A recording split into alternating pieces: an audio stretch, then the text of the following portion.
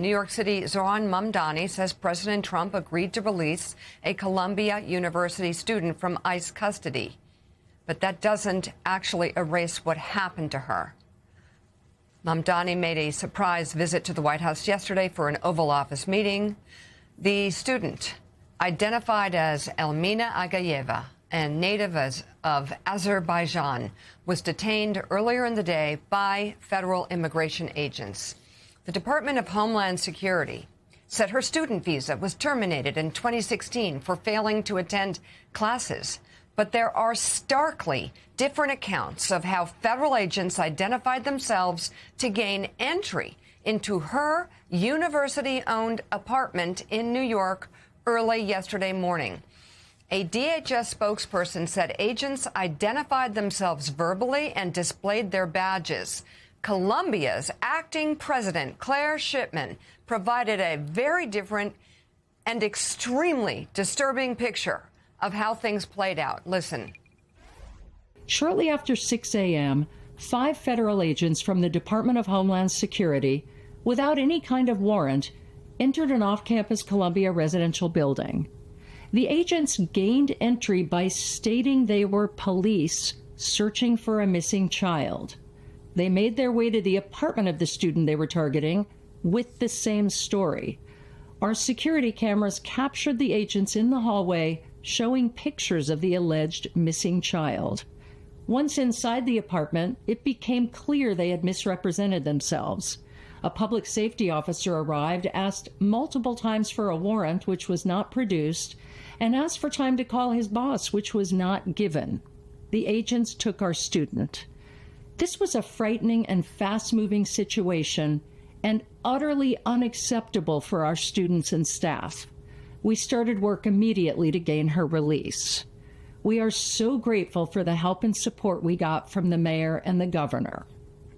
Let me be clear.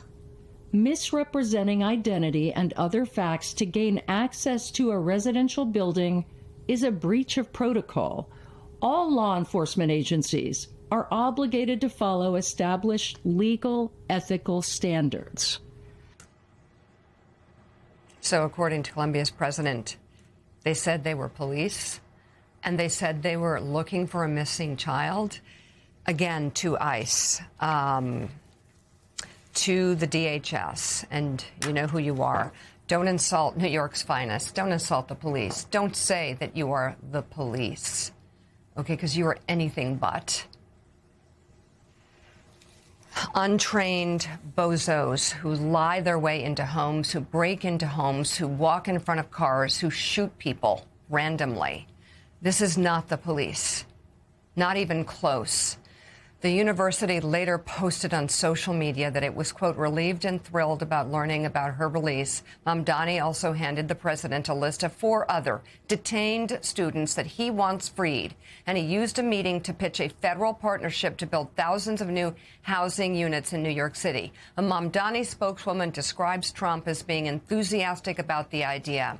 The visit was Mamdani's second in-person meeting with Trump, and both have continued to text each other regularly. During his State of the Union address this week, Trump mentioned he spoke to Mamdani often. I guess this is sort of like a Mamdani story, Jonathan Lemire. I'm glad he's doing his job, and I'm sure he is too. I'm less interested in that. I'm more interested in what ICE is doing to people across this country, this sort of secret police that is untrained and completely dangerous and breaking the laws.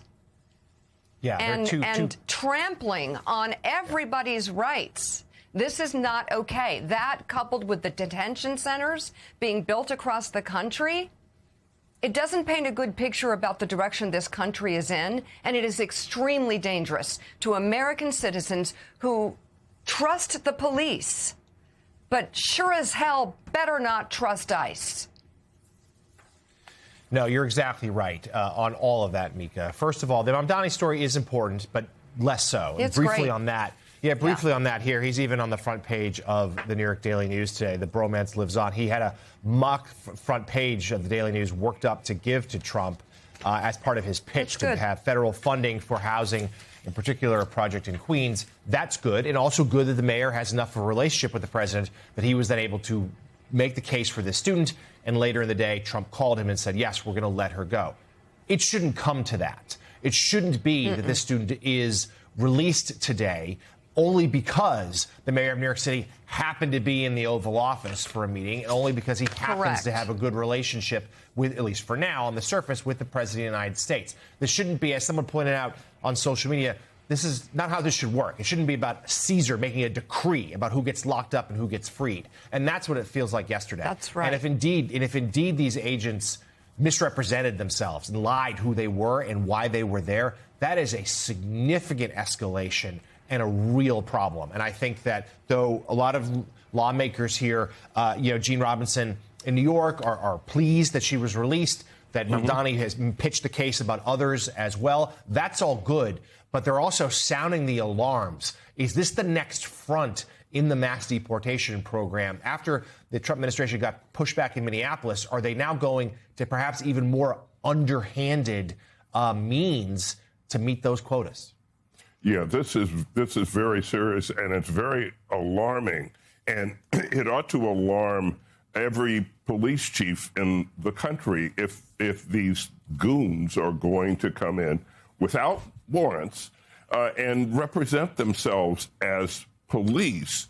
That is a big problem for the real police, right? Because it tells people that you cannot trust the real police to be who they say they are, or to act in ways that comport with the law. You can't trust them, and if citizens don't trust the police, that again makes it so much more difficult for police officers to do their jobs, and more dangerous for police officers to do their very important jobs. So this is way, way, way beyond any reasonable line that I should be respecting, and there should be investigation of this. There should be potential.